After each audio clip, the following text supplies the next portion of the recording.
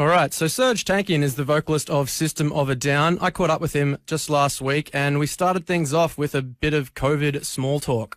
We've been following you from New Zealand because as to, what's going on with Australia, and I guess both those countries are very lucky. I was in New Zealand for 9 months because I'm a resident there and we have a place there. All right. So during the original lockdown, we were there, and then we decided to come to it was just too peaceful and too nice. So we decided to come to LA, to a place where it's absolute madness and new lockdowns, restaurants closing, COVID cases, and, well, because we miss family, and two reasons. One, because of that, and two, because of, the war with Artsakh and Azerbaijan. We wanted to be close to the Armenian community here and collaborate and do some cool stuff, plus the band and the songs and all of that good stuff, yeah. Yeah, so I figured like this interview, so to speak, is less about me quizzing you on stuff and given the circumstances of you releasing new music, more about giving you a platform to talk about why that's happened. So Take us through the story. Why has System of a Down put out new music in 2020? I guess so. The best way to explain that is on September 27, the combined forces of Azerbaijan, Turkey, along with Syrian mercenaries that Turkey brought to Azerbaijan, attacked the peaceful population of Artsakh, which are pretty much predominantly Armenian. The people of Artsakh had gained their independence in the 90s from Azerbaijan, and they've been living on those lands for 2,500 years. They are the indigenous people of those lands. So Azerbaijan attacked with impunity, and not only attacked on the front lines in terms of battle soldiers, that kind of stuff, but they were bombing the cities and civilian infrastructure, killing journalists, killing civilians, all of that, starting September 27.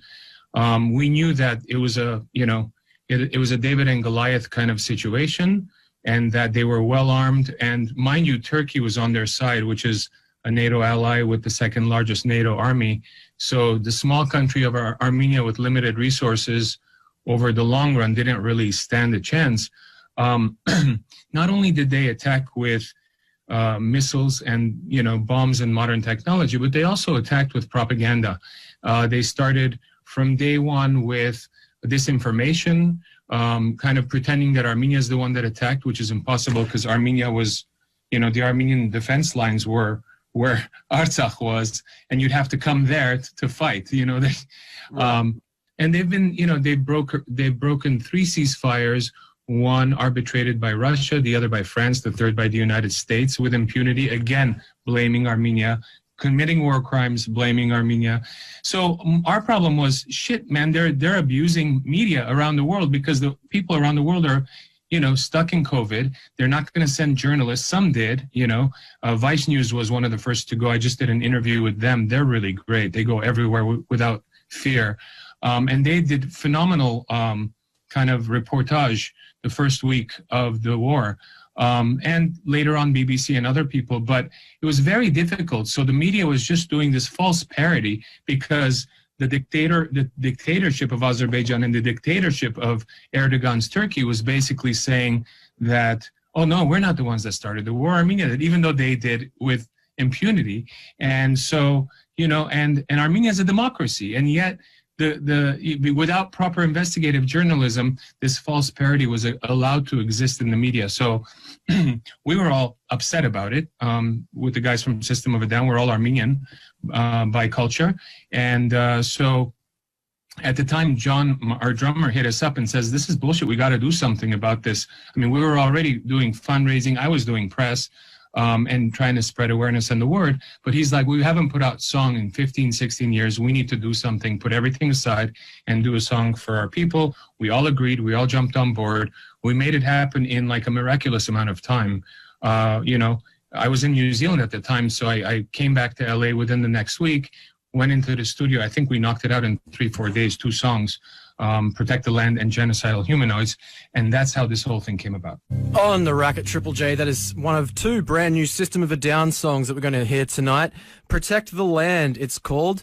If you're just tuning in, my name is Lachlan, and I've been chatting with Serj Tankian, the vocalist of System of a Down, talking about why they got back together to write and record 2 new songs for the first time in 15 years.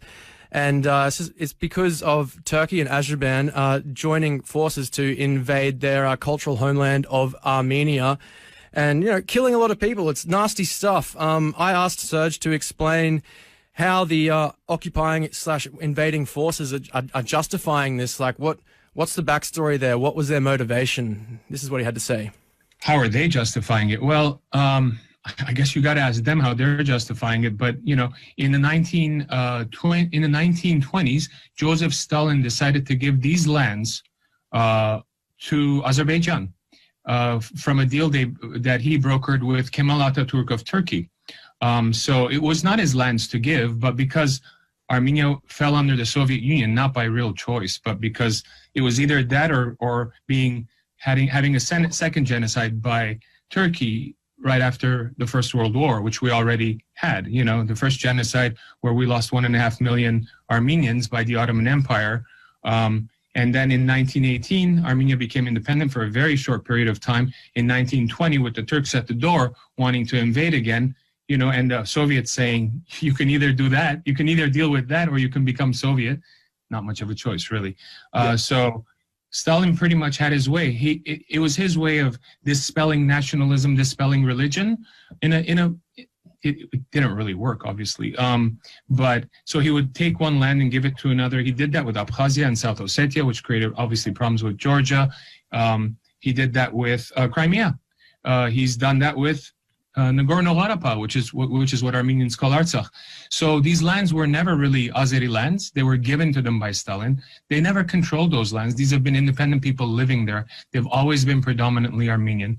But yet, because those were lands given to them by Stalin in the 1920s, you know, in the 1990s, when the people voted for a referendum for independence there, Azerbaijan, instead of accepting that referendum, which any civilized country would, and say, look, there's this territory, they're voting for independence, I got to do something with this. They actually invaded and started a war. And not just that, but they started killing Armenians in Azerbaijan proper through religious kind of warfare in Sumgait, in Baku, in different places. So that started the Karabakh War of the 1990s. Armenians won. They declared independence, and they've kept those lands since 1994. Azerbaijan has been arming itself with billions of dollars of petrodollars since 94 so that they can invade and take these lands back. This all goes back to how you ended up growing up in America in the first place, right? Like, a lot of people were displaced back then as well. My grandparents were all survivors of the Armenian genocide, and they ended up in the Middle East, you know, because, you know, they were kids. My grandfather was probably he was probably about 4 or 5 when the genocide started. And so he was pushed through the desert with his younger brother and his mother and grandmother. And, you know, they pretty much all died except his mom, who was separated from him. And years later, they found each other. But he ended up in Lebanon. And my other grandparents from my dad's side were also basically children, refugees, ended up in Syria. And so my dad was born in Syria. My mom was born in Lebanon. I was born in Lebanon. I was 7 years old when we migrated to the U.S. at the beginning of the Lebanese Civil War. But culturally, we're Armenian, you know. And so this is our homeland. Armenia is our homeland. It's like being Australian and being born in New Zealand. You know, so, you know, it's a difficult thing for Armenians around the world to watch yet another injustice after 100 years happen to our people by some of the same people that are still denying that the genocide occurred, even though the United States of America, Congress, has recognized the Armenian genocide, even though Russia has, even though France has, even though most countries, the Vatican, Italy, Germany, you know, many countries around the world have recognized the Armenian genocide because it's a historical truth. Turkey still denies the role of their ancestors and still denies the genocide. In fact, before the war, President Erdogan of Turkey relished in the thought of finishing, in his words, quote unquote, finishing the work of our ancestors. These are genocidal words, which is why we wrote the song Genocidal Humanoids. Azerbaijan too deny the genocide. In fact, they have no problem and with impunity do beheadings, skinnings, murders of soldiers, civilians. I mean, a lot of the soldiers that are being brought back to Armenia, Armenian soldiers that were killed, that were on the Azeri side, are beheaded. I don't know how to explain this to civilized society that I've grown up in, as well as you, but it's beyond me. You know, they're committing war crimes after the fucking war. On Triple J's The Racket, that is System of a Down with Genocidal Humanoids. My name's Lachlan Watt, and if you're just tuning in, it's one of 2 new System of a Down songs that they've released this year, their first new music in 15 years for a cause bigger than themselves. Now, the disagreements between the band have been on, like, you know, both political issues and creative issues have been fairly well documented and speculated on in recent years in particular. But it seems like in creating these songs, it wasn't really an issue. And I put that to Serj, and this is what he had to say. Yeah, no, I mean, we put it, look, when we decided to do this, it wasn't really about sitting down and go, oh, do I like these songs to be this way or that way? Should he contribute this or that? Should we make these? I mean, we all did our own thing and made the songs as well, as great as we could. But I think, it was more a matter of expediency. Like, we wanted to put something out like next week, like we need to do something now. How can we put this out ASAP? And it just turned out that when John had contacted us, Darren said, it's kind of funny because I have a song I've written about this topic that I was going to put on my own solo record that you guys might want to hear. And if you like it, we can rework it with System, that kind of a thing. So that's what ended up happening. Yeah, right. So it's like kind of just getting really back to the urgent basics of the kind of band's roots, having an important message without being clouded by any of the success or any of the other bullshit or any of the reasons that have piled on over the last decades. Totally. Like, we just for connecting, no management, no label, no nothing, no producer, and just being like, we got to do this, whether people like it or not, whether our team wants to do it or not, whether the label wants it or not. If they don't, we'll put it out ourselves, that kind of thing. We were so gung-ho because it was more about making an activist type of impact, because we're seeing people killed, young people being killed with impunity by Azerbaijan and Turkish aggression. And it was almost like the world had no idea what was going on. We had to raise our voice. We had to be screamers. We had to be loud. And the best way we could have done that was release music and put a message with that music and saying, this is why we're doing this, and also raise funds. We've raised probably about $1 million within the last 2-3 weeks for Armenia Fund, which is a global nonprofit for humanitarian aid in Armenia and Artsakh. And we're going to continue to do that. So yeah, I mean, we didn't get together and say, hey, let's play music together. Hey, it was more about, we got to do this for our people. Let's get together and do this. Nothing else mattered. And that's what's beautiful about it, to be honest.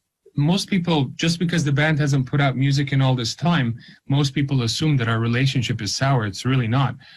We tour together. We're friends. My drummer's my brother-in-law. Our kids all play together. Darren doesn't have kids, but everyone else's kids play together. So we're all like family, to be honest with you. So there was no weirdness to it. It's just we haven't been able to see creatively eye to eye to continue with creating with the band, which is fine.